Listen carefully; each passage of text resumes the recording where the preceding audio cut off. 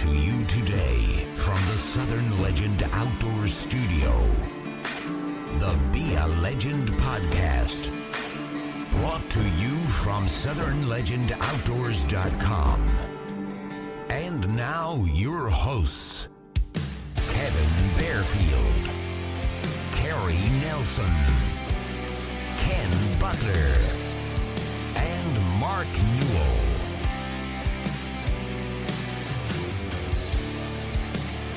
Heroes get remembered, but legends never die. It's your time now. Be a legend. Good evening. Welcome to another episode of the Southern Legends Be a Legend podcast. Back here tonight in Pontotoc County with Kerry and Ken. Guys, how's it going? Great, man. Going good? Well, it's a good night for us Cardinal fans. I know. It's We're not kinda- good for Ken. Oh, I forgot you I'm were a an Atlanta Braves fan. I mean, Yeah. put me on the Now- island. Oh, wow. I'm glad this is happening the way that it is, that we haven't talked about this at all before the podcast. So, I did say to Ken, I hate the Braves. You I did. did say I that. hate You them did. too. But it was, But not as bad as I hate the Cubs. and see, I ain't as bad on the Cubs as I am the Braves. Oh. But, I mean, you can't give me my childhood with Dale Murphy being the best player you got and expect me to pull for you. Bob That's- Horner. that- Well, yeah.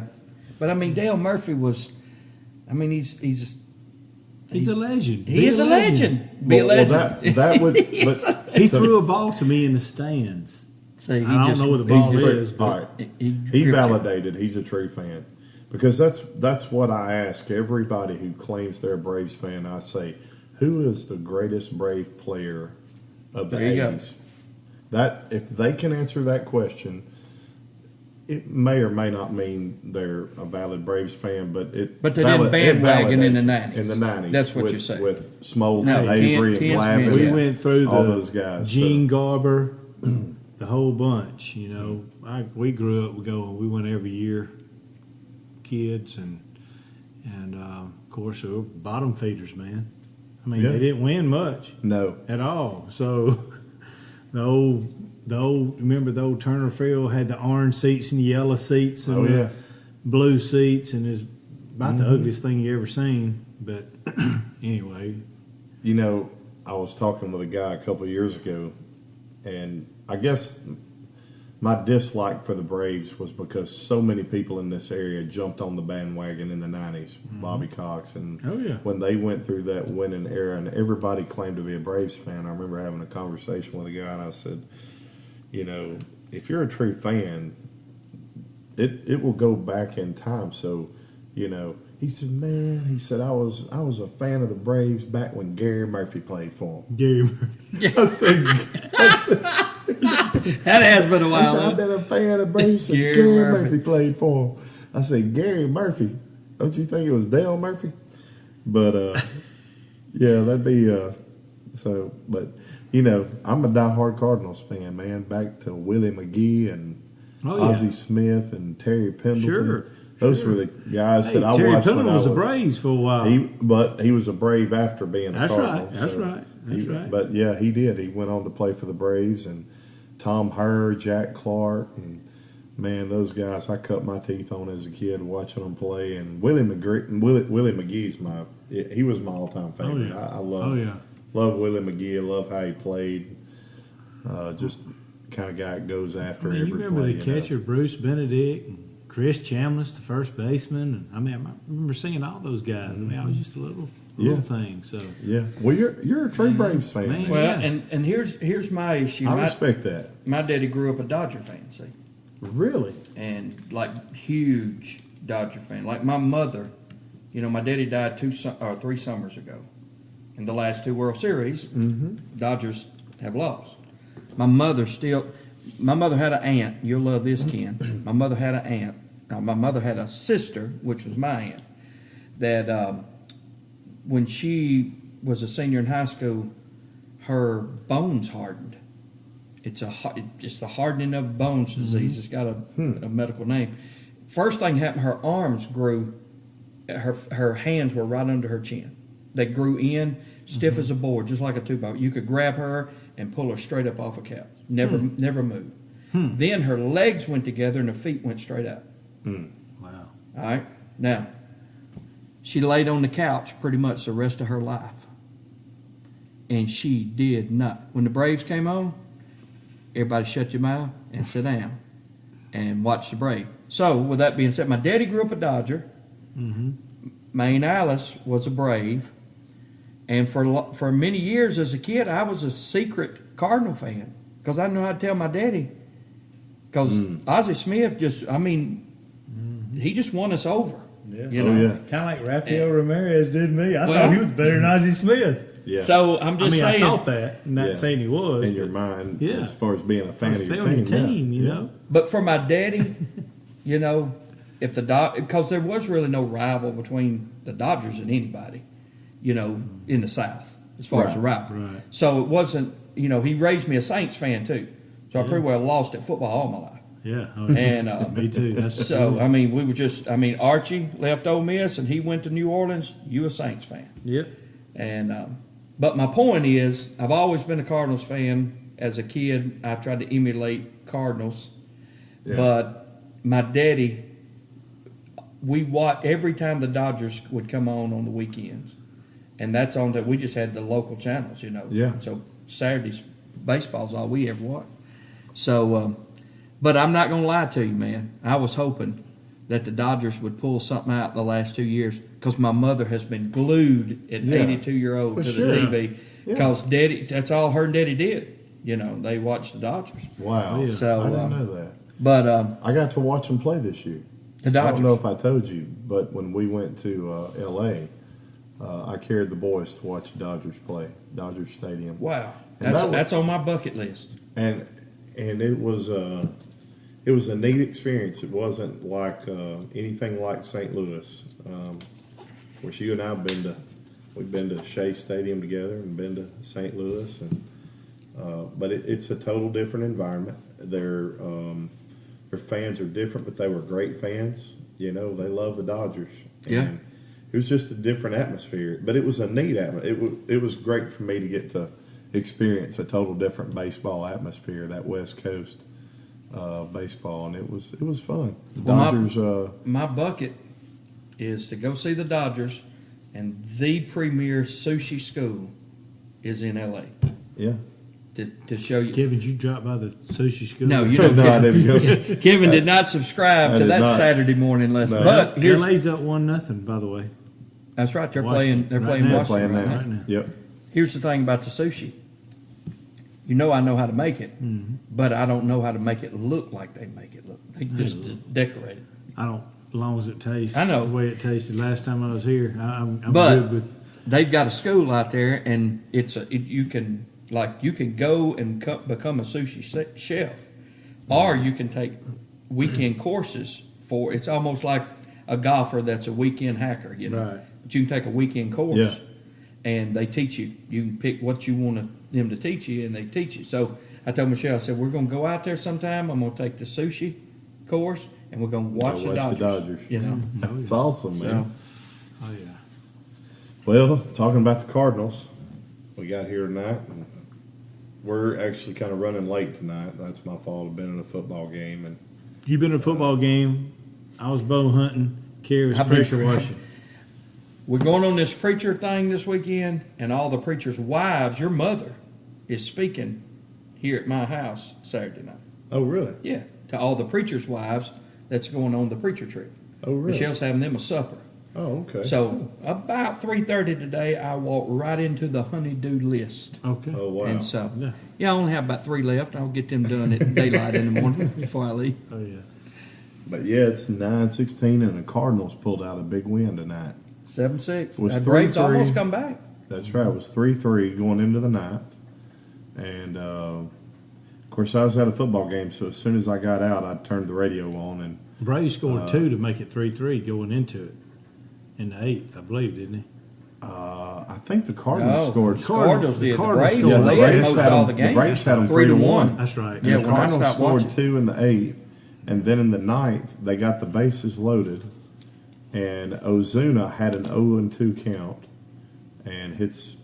I don't know if it was a line drive Down the line. Down Left the field line. line, Okay, scored I didn't two. get to see it. Scored 2, and then they strike it. They walk Molina, Bases loaded and again. then DeYoung gets up, strikes out. Mm-hmm. Then Colton Wong, who hasn't played in a while, this is his first game back, comes in and hits one down the first base line, I believe, wasn't it? I believe so. I believe that's right, and scored 2 more. They go up 7-3, They went up, and then yeah.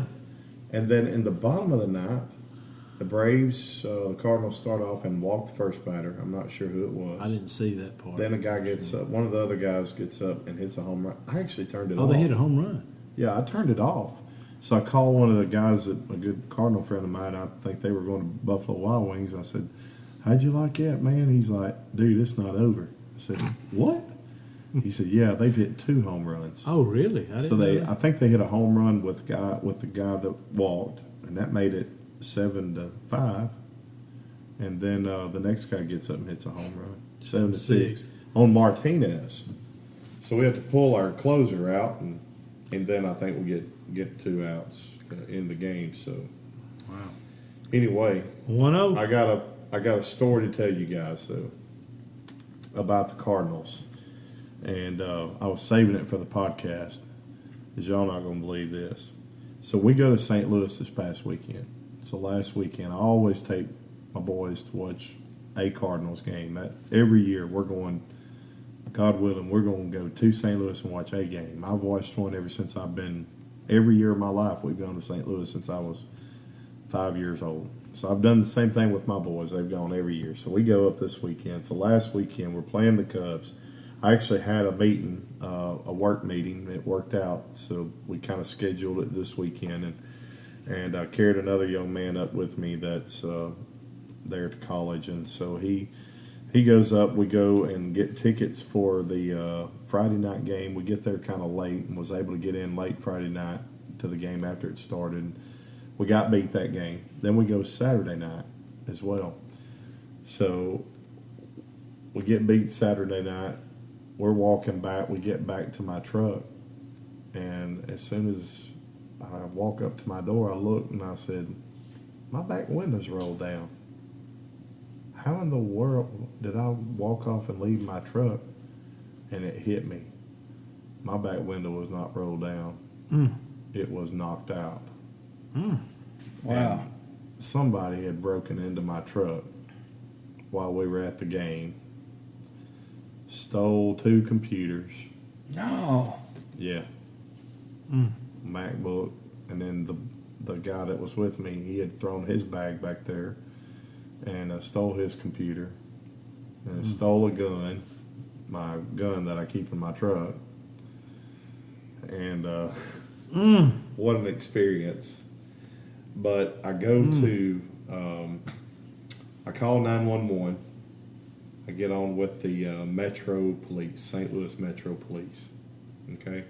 So let me just say this. Before anyone makes an assessment about Ferguson, okay, I'm going to tell you what we're dealing with here. So the lady takes my case, or takes my information, and she answers, and she said, "Is this an emergency? You know, are you in? Is your life in danger or anything?" I said, "No, we're fine. We've vehicle's been broken into, and I need to report it." And she says, "Okay." So she starts to ask me. She says, "Okay, what's your first name?" And I said, "Kevin." And we go through the deal, and we get all the way down to the end. And I said, "You know what? Well, let me preface it by saying this first. That was the very initial part." And then the lady, I said, "Am I supposed to stay here?" And she said, "Well, you can do whatever. You can leave or you can stay there, but we're not going to send anybody out to the scene." And I said, "Well, why am I going to stay here if you're not going to send anyone out to the scene? Send anyone out to see this? Do you want me to send you pictures, or don't you need to validate this somehow?" "No, we don't need anything. We'll just take a report over the phone, and we'll have an officer to call you later." And so I said, "Well, first of all, I'm going to get out of here, okay, because my vehicle's been broken too. I got 2 kids and someone else." So I get in there, and she said, "Okay, well, we'll have someone to call you back." So they call me back. To take the report, they called me at 3 in the morning. They didn't call me back 5-10 minutes later. Call me at 3 in the morning. And the lady asks for my first name, goes through and asks all the questions. And we get to the end of the call, and she's, okay, well, that's all that we need. I said, well, ma'am, don't you think you need my last name? She said, hang on one second. She starts going through her computer and all that. She said, oh, yeah, I didn't get your last name. God. I mean, really? So in other words, they're not doing anything. No, they're not doing a thing at all. It's just going to be insurance. Yeah, it's just, you know. Strictly. They didn't even take my full name. So, only thing I can say is just don't stay on Patton Street.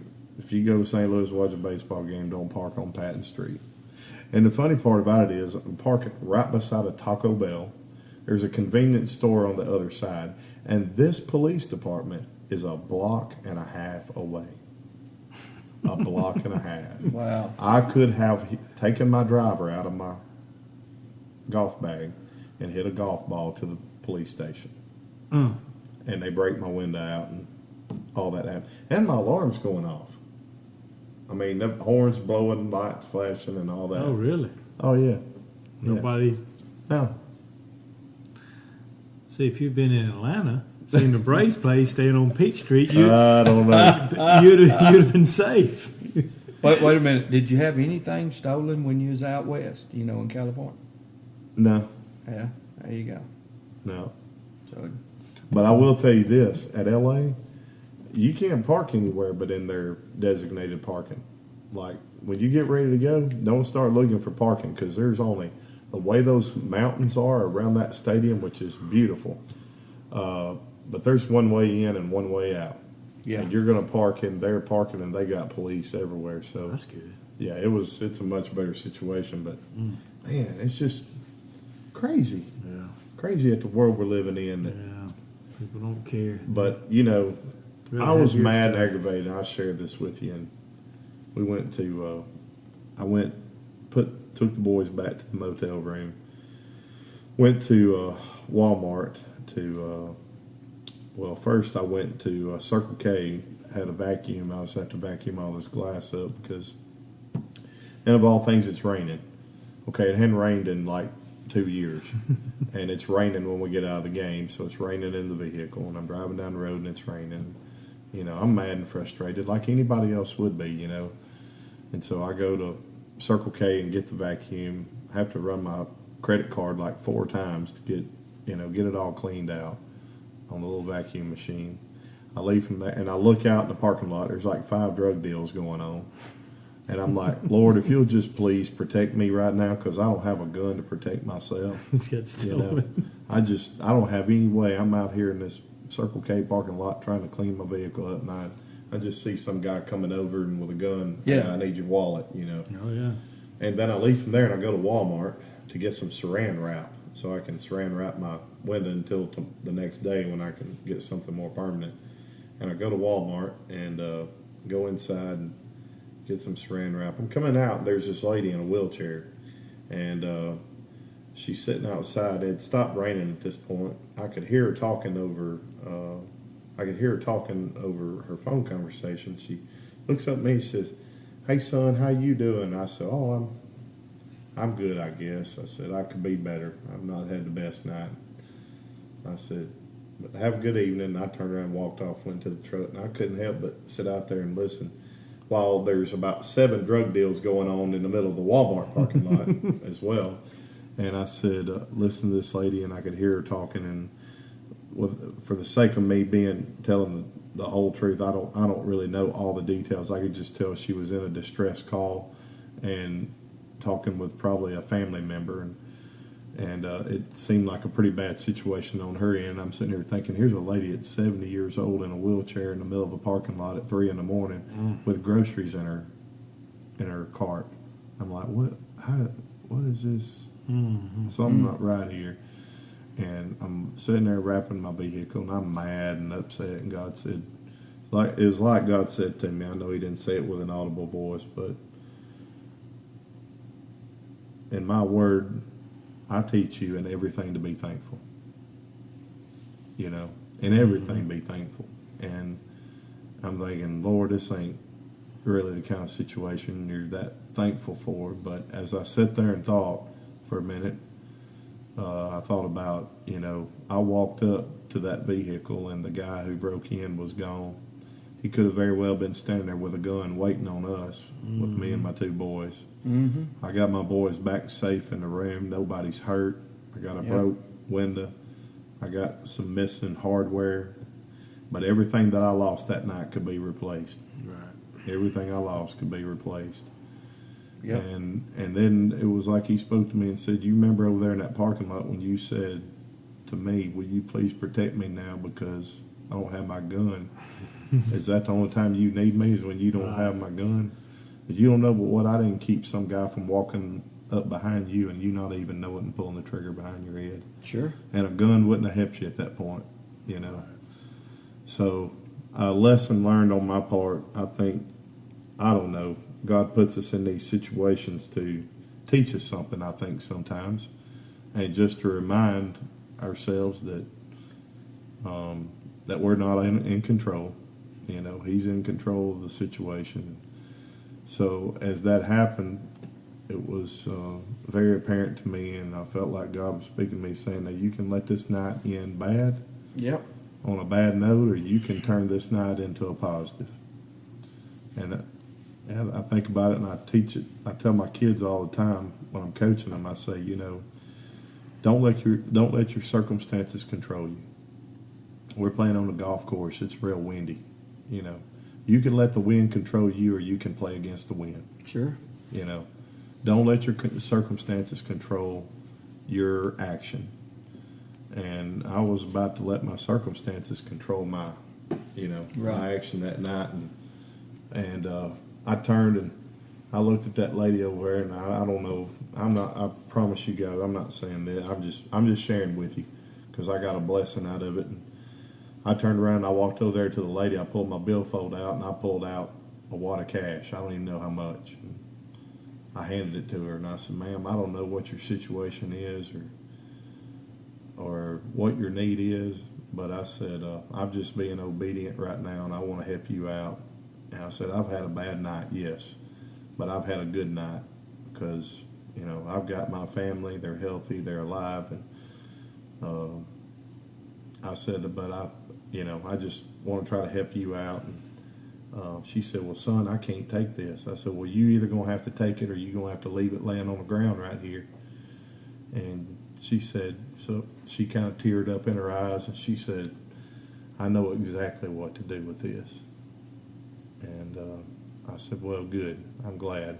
And I said, I just want you to know, I don't know, you may be the richest person in the city of St. Louis. And I said, you may be, I don't know what your relationship is with Jesus Christ, but I said, I just want you to know he loves you. And I said, he's the reason why I'm doing this.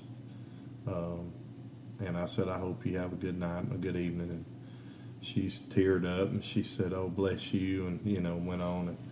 And through doing that, God gave me the victory that night. I don't say that to put a rose on my nose. Oh, no. I'm just sharing with you guys how God brings us into situations like that. I don't know, to this day, I'll never know what ever happened to that lady or what, but I believe God put us both there at the same time, at the same place. And he gave me an opportunity to let the night end on a note where I could be blessed, from the situation. And then I get it, I'm thinking this window's probably going to cost me $500. You just know how stuff's inflated and ends up being $150 window. So, Yeah. Well, But life lessons usually come in the sifter. Yeah. But he told Simon, when you get out, strengthen the brethren. Yeah. So, sometimes in our biggest shaking sifter moments, we're in there so we can be a blessing to somebody when we're done. Yeah. And that is a biblical truth. Yeah, it is. But anyway, the Cardinals are back on the win. We left the next morning. That would have been Sunday morning.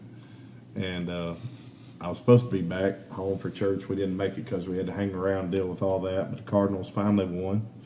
So got a gift in that. Clinched the Central Division, which put them in the series with the Braves.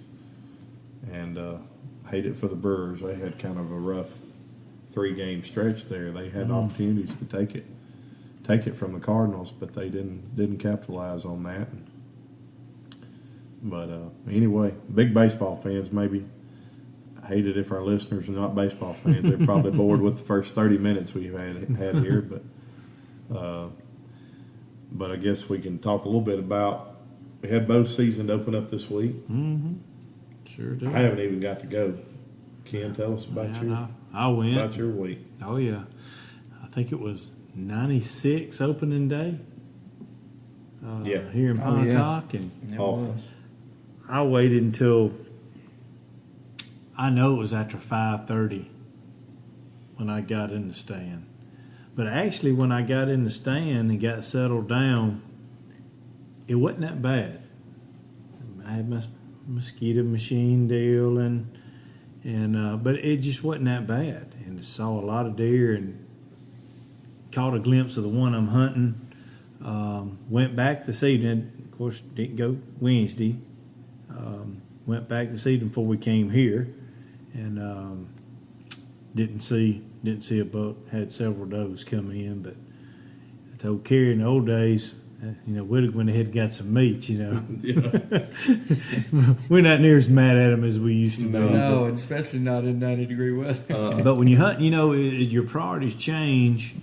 And you're not as mad as them used to be, but we've got several deer that we want to shoot, and that we've been hunting several years, and it's really paid off. I showed you a picture. Yeah. Both of you a picture Really a little nice bit ago deer. of a couple of deer, and Yeah. it's almost like bow or gun. I don't want to pull the trigger unless it's one of them. Yeah, because you don't know if they're standing right on the other side of the, Oh yeah, watching, and you don't want to change the Right. movements, and right, pressure, and especially with the deer you got right there. Right. I mean, that's And so, anyway, we'll see how it goes. And, well, it's cooling off next week. yeah, we got to supposed get to some get rain. down. We got to get our food plots up. We got them planted. I know Kerry's got his planted. I've got mine planted. I know you're in the process of working on yours, but it looks like Saturday night rain's coming through. Sunday's going to rain, maybe part of Monday, I think. Yeah. Maybe what it said. Got it. So, Sunday and Monday, and they're actually calling for more rain the end of next week. So okay. So it's time to get Let me them- just tell get 'em y'all out. that the chance of getting rain is going to be good because usually it's a front. Yeah. Rain comes and a front comes behind it. So Saturday the high is 91. Monday the high is 73. That's Oh. 20 degrees. So we may get some moisture. But listen to this. Thursday the high is 82. Friday the low is 47. So Well, it's calling try- for rain again. So Try Saturday, a high of 69, low of 44. 44. So we this week we could possibly get 2 good days of rain. You know how that goes. And so go for if we get it then we're all good. Here, When are we at what point? This is a stupid question. What, we got to get down about 40 to get a frost, right? Probably. I'd according to how the say 40, humidity is, 42. according to how the humidity, maybe Right. a little bit less than that, but yeah. But here you are, you have record highs since the 1930s this Oh, week. yeah. And then we're going to go this time next week, we're talking about being in the 40s. right. From really 100 plus degrees to in the 40s in 60 1 week. degree change. So Welcome to Mississippi. And here's your problem. Here's the problem. I'm glad I got my seed in the soil because you start getting down in the 40s at night, 40s and 50s, the germination, you may not have that long of a Yeah. period for it to really That's do true. what it needs to do. Yeah. So the magic number may be this weekend, the first of the week, to get plots up. So, Yeah. but anyway, man, I'm telling you, it's starting to pay off for us at our farm.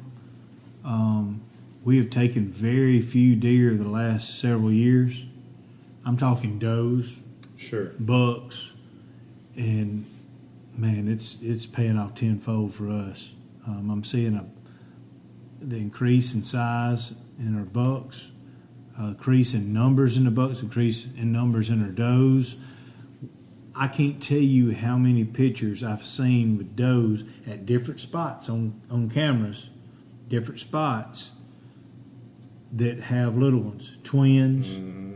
Some have one, but on the same days around the same time, they're at 4 or 5 different spots, and it's different does with different little ones. Yeah. And that's very That's encouraging. Very yeah. encouraging, and you got to know it's the same way for you guys too, because Yeah. I know y'all do it the same way we do it. You know, you want to kill. If you kill good deer, I mean, we see it on TV every day. Mark's sit here and told us. We sit there and watch Mark Newell on TV, Bucks at Tecumseh. We see how they work their Georgia property. Mm-hmm. You know, they're only pulling the trigger or snapping that release at a fully mature deer. Yeah. And we can do it. Little property that we have, and the bucks are starting to grow, and this is the 3rd and 4th year we're seeing the same bucks. It makes a huge difference. Oh, yeah. And that's what we do it for. Mm-hmm. You know, in the past I'd already shot a doe in some of these spots, maybe 2, Yeah. maybe 3. So it's not that way for me anymore. So I mean, population's huge. Yeah. And, you know, having those does that are going to draw bucks into your area that maybe you're not seeing right now. that's right. I've said that for years. I mean, back when, I think we talked about it last year, but, you know, I've been told by, you know, a lot of different ones you hear from, you know, different experts, quote unquote experts, that for every doe, you know, every doe you see out in an open field, there's 10 behind the woods that you can't see, and you need to be taking them.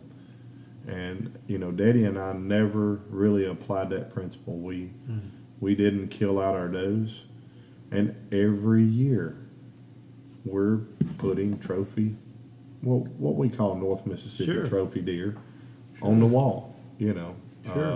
Deer that we're mounting and putting on the wall, you know. Right. So I kind of took the mindset of, if it's not broke, don't fix it. I mean, Yeah, that old adage of there's 10 more in the woods, I've heard that all my life too. yeah, I want to see them first. If I see them other 10 out there come out with it, okay, that's how many we got. But you know, but even at that, I mean, it's not uncommon. It wasn't uncommon last year to go and we'd see 15 or 20 deer. Maybe we didn't shoot. Maybe we saw, you know, 3 or 4 6 points, but heck, I'd rather be sitting there seeing you are correct. Seeing deer. If they're does or 6 point, at least I've got a productive hunt that I've enjoyed seeing deer move, than go and sit in a stand for 3 hours and see nothing. Right. So killing out your herd, I think we've learned, and I think everyone around here knows now that probably wasn't. That might have been a half truth. Yeah, you start shooting a lot of you're seeing 3 or 4 does when you're hunting that, like we talking about. Oh, there's 10 more out there you hadn't seen, and the so-called biologists are saying, oh, you need to be shooting does. You're in North Mississippi, you're just loaded with deer, so you need to be shooting some. Well, that's what we did at our place for a while. We shot them. Well, and look where you are today. I mean, and the change that you and but the problem was, for 5 or 6 years there, we didn't see many deer. Yeah, because we shot them. We shot the does. You know, you need to be shooting. And those are the deer that are producing. That's right. Exactly. Common sense has to come into play at some point. Those deer are going to get bred. That's right, and they're going to have little ones. Yeah, I mean, and that 50% chance they're a buck. So, and they're most time they're going to have twins, and 50-50 doe could be twin bucks. But anyway, we took, kind of like you're talking about, we stopped shooting a lot of our does. Just table fare, if you needed some meat, we shot. The kid came first time. You know, the kids need to stay interested. They don't want to be bored sitting out there and not being able to shoot. Kerry, you the same way. Bo and Jack, let them shoot. You know, but other than that, we stopped. You're not out there just going out there to kill does. So Yeah. we stopped, and it is paid off tenfold for us, kind of like you talking about. Yeah. So, but so when are you planning on doing your plots? this weekend. Okay. But I mean, I would have already had mine done. As y'all know, April and I have been in transition. We've been moving and Right. trying to get in our house, and so it's just been a crazy year for us. But I've got things ready, and I've been watching the weather, and I've just been like, hey, wait till I see rain in the Yeah. forecast, and we can get out there one day. I got a little help this weekend, so we're going to try to get out there and get the ground broke and get some seed in the ground. So. It won't be too long. You'll be telling Bo and Jack jump on the tractor. Oh, I know, Go man. cut it up. Oh, he'll be Bo. Kerry already does that, Well, don't you? Bo will be on the 4-wheeler this weekend. He'll be spreading fertilizer. Sure. So it'll be a family affair. We'll all be working and have both tractors going, and Yeah. it'll be fun. I always enjoy that. It's always Oh, yeah. a fun experience getting to go out there and plant. And so, yeah, we're a little bit late this year, but hey, I'll tell you guys, I'm sure y'all may be experiencing the same thing. I got to bring this up because it is so funny. Went into Walmart day before yesterday, and corn feeders, and corn, and there's guys in there just packing the corn in their buggies left and right. I mean, every guy walked by the section. I just stood there for a little while and watched, guys coming by on his cart, throws a bag of corn out. And I'm sitting there thinking, these are people that our county's banned from corn, and Walmart is still making thousands of dollars Sure they off are. of corn feeders and corn. Sure they are. I don't know. I just want to throw it out there. Well, I got it's 10 just- acres of standing corn. Yeah. 10 acres. And with Milo and, going to have food plots. But, they're eating. We sit there and watch. We were actually dove hunting, and we saw a mom and 2 little ones come out. And they were all eating on the same cob. The mama, we sit there and we were still in our chairs in the shade, We saw the mama come out from the canal. They'd been drinking, I guess, Yeah. and came out and saw the mama go to the corn, edge of the corn, and she peeled that cob, all the silt down and everything on it. It had already hardened up. It may be a little bit soft. And all 3 of them were eating on the same cob. CWD. CWD. All 3. We sit there and was Oh like, my goodness. so, but anyway, it's a crazy deal. Here's the thing. It's real quiet. Chickasaw County, just south of us, is probably not 7 miles from my property, can have 100 feeders lined up. Legal. It's crazy. Well, we hunt Calhoun. I've got a membership in club in They're Calhoun. legal, it's legal to feed there. Oh, right? yeah. Yeah. All right. In Itawamba County, Yep. you can put out corn in Itawamba County, But you can't live. and Well, you can go from one side of Highway 45 to the other. no, this Well, is they- county line Oh, now. they moved it extended- over. okay. They did move it to the but county line. still at that, I but mean, it's not far through there. I think the guy that made that rule, they finally said, "Look, that's ignorant," and either fired him or made him change that rule. I mean, you got a highway dividing it, like a deer ain't gonna cross a highway. But most But- of your big paid hunts that's in Mississippi are down south. Look and see how many of those are lit up where you can't feed. No. You got Issaquena and Warren Yeah. right next to it, and then nothing. Everything else is legal down there.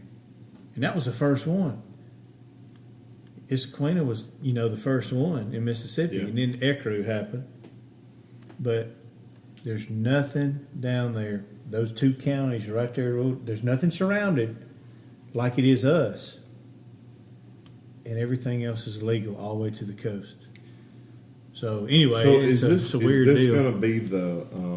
Do you guys think this is going to be now the MO of our wildlife fisheries and park game wardens? Are they going to be out to, is the revenue generation from tickets and all that now going to go instead of hunting off the road to catching guys with feeders and corn feeders? I don't think so. I've heard of one situation.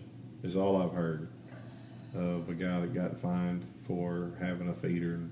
I think he might have got turned in by his neighbor. I don't know the whole deal, but it's just real quiet. No one's saying anything. Yeah. I don't hear anything. Last year, it was every time we turned on the TV. You know, we were seeing it on Facebook all the time. And this year, haven't heard a thing. Only thing I heard was there's 35 different location drop. They want you to turn your heads in again for sampling. So is it all the same ones that they had added a last bunch, but the closest one for us is Ecru again. That's the only one for us, really. I think you just have to look on your website and see it. It has them all listed. year? So they're still wanting to. There's several up around Ripley Way, up that way, I think. Well, I think we've got them right there at Hell Creek. It's Okay. got, I think there's one at Hell Creek, and of course Benton County. You know, they had those deer to spill over into Benton County from Tennessee. And they think that might be where a lot of that was funneling in because Tennessee had a pretty good outbreak. They did. Have you heard anything from up that way? I know you're closer than we are, but Yeah, and we've actually got a lease in Tennessee, right across the state line, and not hearing much either there. But I'm a little more disconnected from that. I mean, I kind of just go in and hunt and come back out. So, you know, I don't hear as much from their fisheries and park. right. Well, I will say that I approached the game warden Did you? and since last podcast, and Yeah. they have a spokesman. I asked them would they come on our Southern Legend, and not to be ambushed, just No. give us, you know. And this is what I said to him, you know. And I told him I won't call his name because there's no need in it. But I said, you know, we're friends, but let's be honest, we're not. You know, it's almost like y'all think we ignorant. That Yeah. we really believe. If you really think there's one hunter out here that believes that our CWD problem is from feeding corn, y'all make us look ignorant. We're not that stupid.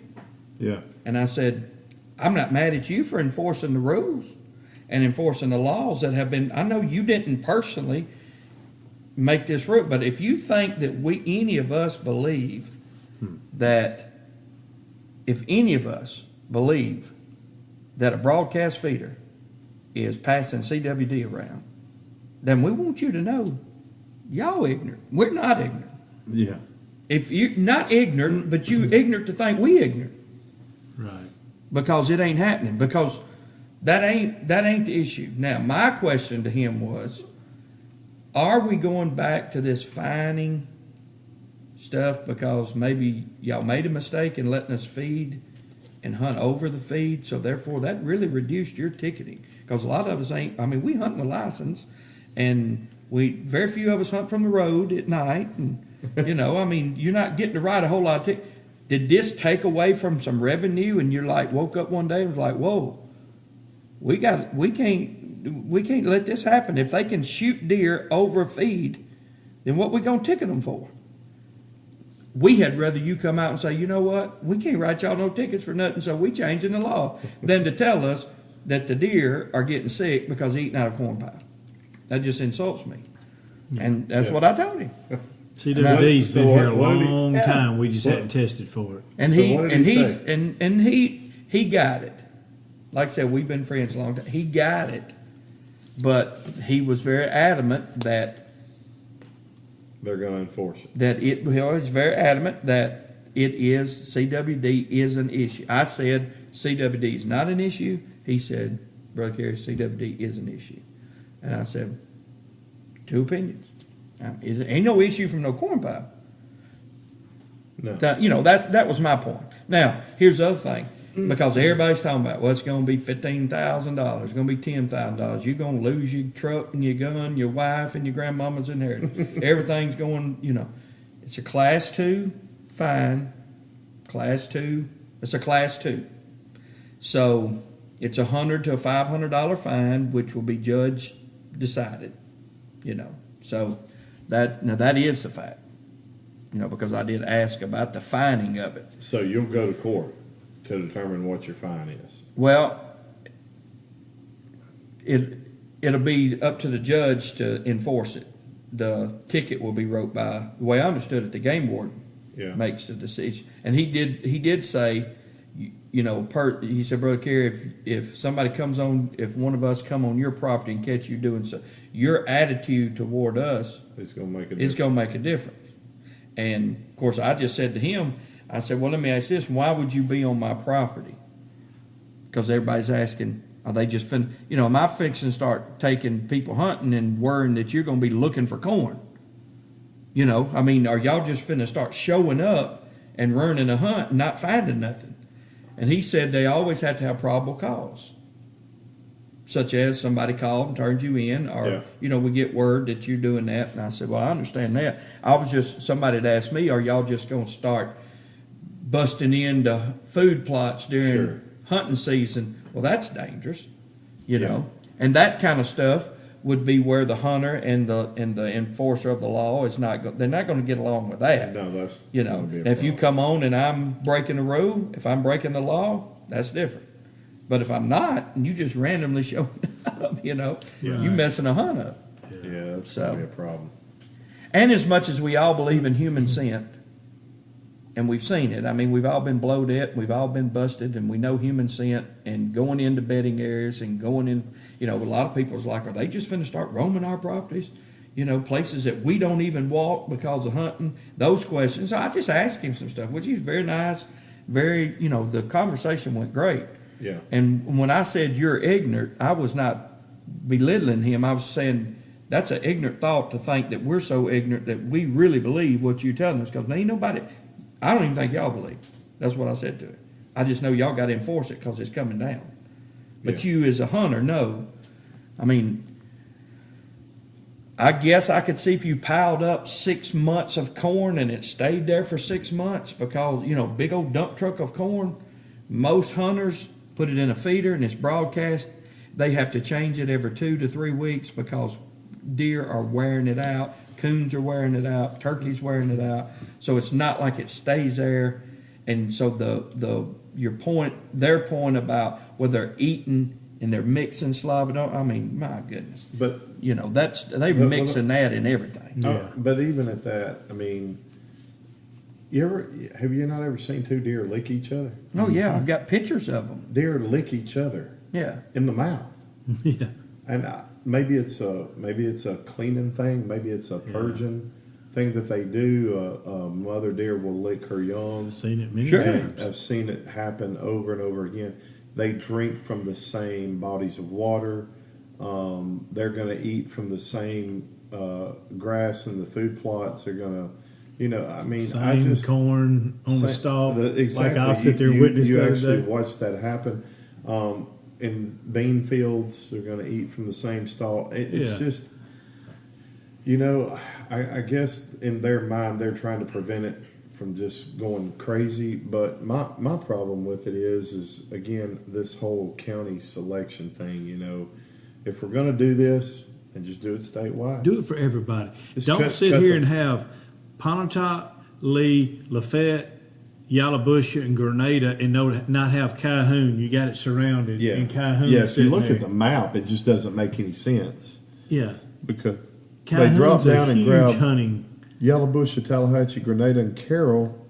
And then you got all those other counties that are kind of cut up into those, and they didn't touch them. Yeah. Or you go over here to the very top corner, How come- and you got Alcorn, Prentice, and Lee, and they don't do anything with Etowah or Tishomingo. Yeah, and that's the state line. Why not just add those to it? Why not add the whole state of Mississippi and be done? Everybody's on. Yeah. Because I can tell you why. Because when you go to the paid hunt 10 years ago, when it was illegal to feed and shoot over it, those paid hunts down there would sit there and drop it out of dump trucks, corn on the ground, so you go out there and hunt, and never had a problem with any game wardens. Yeah. Never messed with anybody. It's a political thing. Yeah, That's all it is. it's all financially driven. And that's when you Sure. could not do it. It was you went to them and you paid to go hunting with them, and they sit and put corn out night before, and you go out the next morning and it's corned up, and that's when it was illegal. Sure, I know. I just don't understand it. So, but anyway, I guess. Well, here's my issue that everybody's like, why? And I got people in my church. Well, making y'all hunt the old fashioned way. Well, you ain't hunting the old fashioned way. Praise God, you driving a $50,000 truck to get there. Won't you walk like they used to? You want to be old fashioned? Ride you a mule next time down to the hunting land. Yeah. Take you a bologna sandwich that's molded.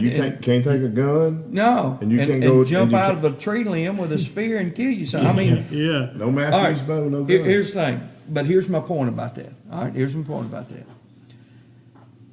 If you got Calhoun and it's okay and everybody around it, and you know this, every hunter knows, right? We're looking at it right here. You know this, and everybody knows this. If Calhoun can feed, they're going to draw you deer. Deer are going to eat. Most of our deer live in pine reservations, man. They live in replanted pines. Mm-hmm. There's not a food source in there. Yeah, they're going. They're going to find the food source. You're going to pull deer. Mm-hmm. That's my whole point about it. If it is, you say, well, it's not legal, so don't do it. Okay, I won't do it. But my neighbor can't do it either. Yeah. That's what I'm saying. Yeah, we're spreading it by allowing some counties to do it and some not. I'm right there. Yeah, you're right on Chickasaw. So people that's feeding, being able to put, and it's not just corn. They're allowed to put. We're not allowed to put nothing out. They can put salt licks, sweet potatoes, or anything, right? As long as it's in covered trials. I was in covered trials. And so that's my whole point. And that's what I said to the game warden. I said, I hunt properties that let me walk through the woods for about 45 minutes and I can be in a different county. You're allowing them to do it. You don't think a deer can't get there quicker than I can get there? They're going to find the food. They're going to bed close to it's going to happen. Mm-hmm. We're going to hope that the rut brings deer across us because we're not putting nothing out. All right. It's 90 degrees the first day of October. So our food plot, so they say, well, won't you plant food plot? Well, we're planting food plot. We've always planted food plot. It's a drought. But now, what are we going to do? Yeah. All right. So that was my question to him. What if another question? What if it doesn't rain this weekend? Everybody got the plots in, spent a lot of money to do it, to seed in the ground. What if we continue with this drought? It gets into November, late October, November. A frost hits, no moisture. We have no plots. Yeah. What do you do? What do you hunt over other than? I mean, I'm lucky enough to have cornfields and milo and different ones, but what do you do if you don't get moisture and you don't get because there was one year we didn't get any plots up. But then that still limits you to only hunt part of your property. That's right. But I mean, yeah, you got a place to hunt. Most people don't plant the corn, but I'm just saying they depend on food plots. And before this year and then going in last year, they defended that it was illegal. The state mandated you could hunt over a corn feeder. A lot of people didn't do plots. They saved all that money. Right. And then they spent all that money on feeders. In corn stacked up. And said, hey, well, if we're going to get to hunt over feeders, instead of going to get the old cheapo that ain't going to last, let's spend several $100s per feeder. I got 8 feeders here at my house that are not working. Right. Mm-hmm.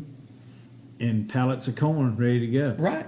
And they did not do the food plot, and then they took it away from them last year. They didn't have anything to feed. And that was my other thing. I was like, and here's the other thing. You make this change right in the middle. So if you want to come and say we got the hunter's best interest in mind, you're going to have to take that conversation somewhere else, somebody that can't hear, because I'm here.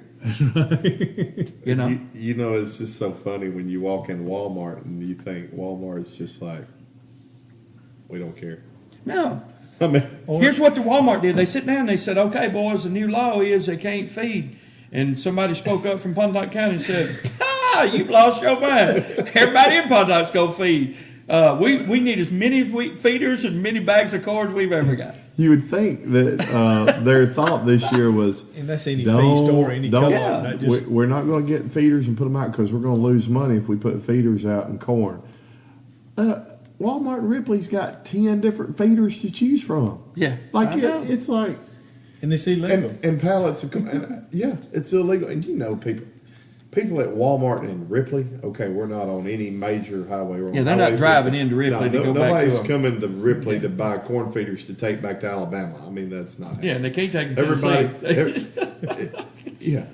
So the probable cause in Tippah County is a game warden. All he has to do is go sit in Walmart and watch who's buying feeders and follow them to their land. and Yeah.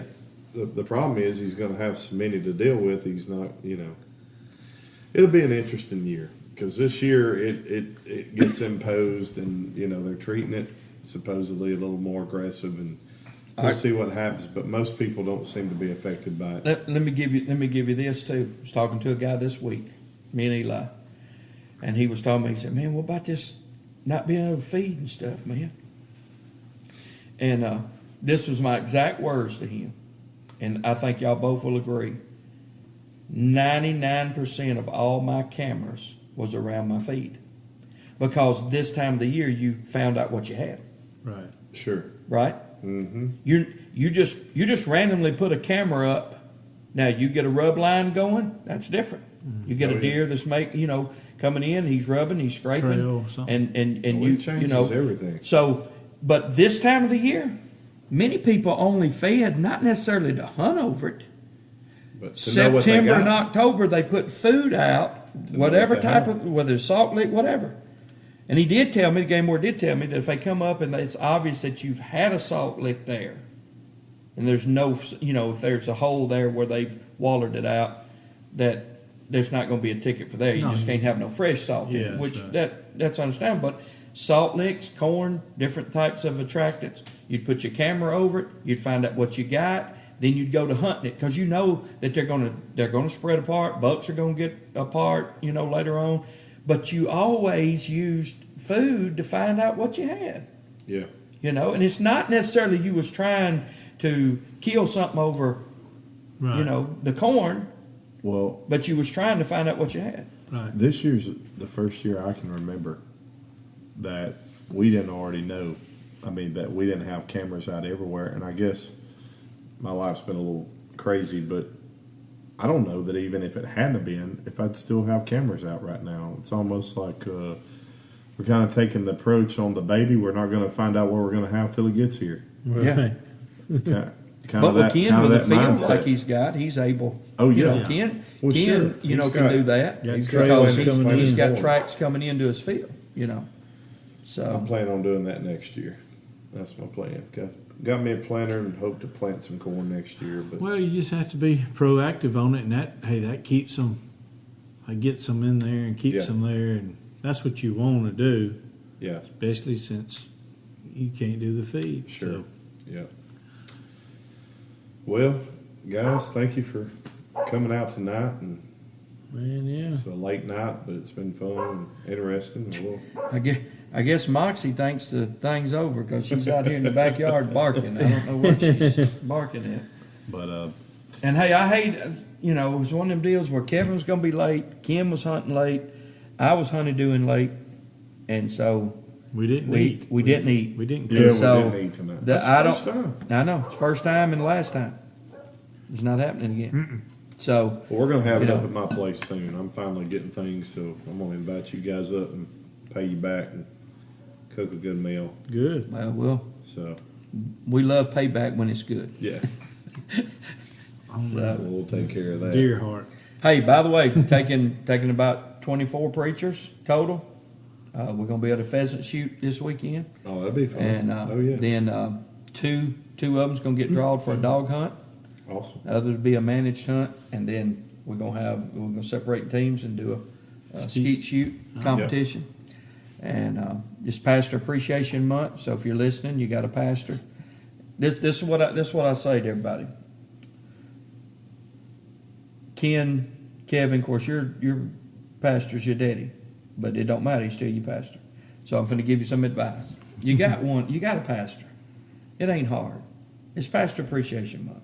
Don't assume the church is going to do something. Don't assume you do something. That's what I tell our men all the time. What we're doing, like at my birthday, I get in the pulpit for my birthday. So my birthday's in a few weeks. Get me a gift card.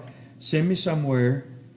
Because if I don't tell you, ain't nobody going to tell you. I mean, you got one preacher. How hard is that? You know?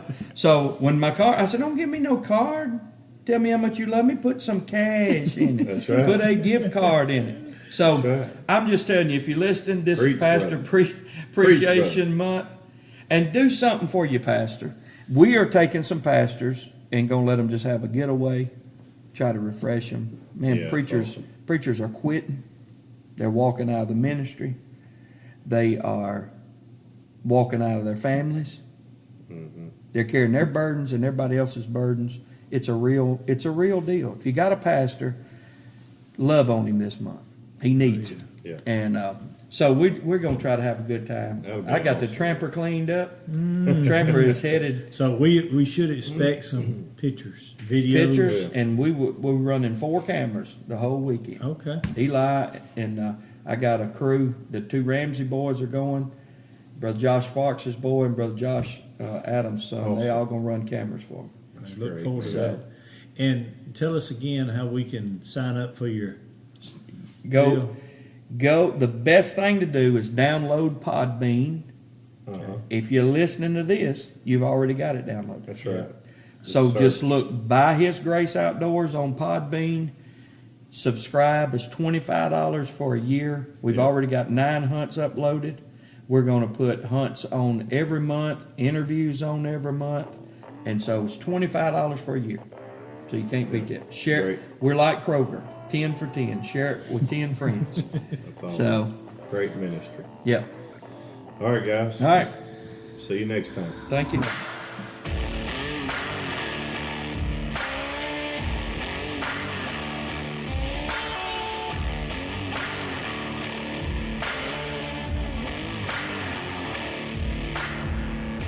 Heroes get remembered, but legends never die. It's your time now. Be a legend.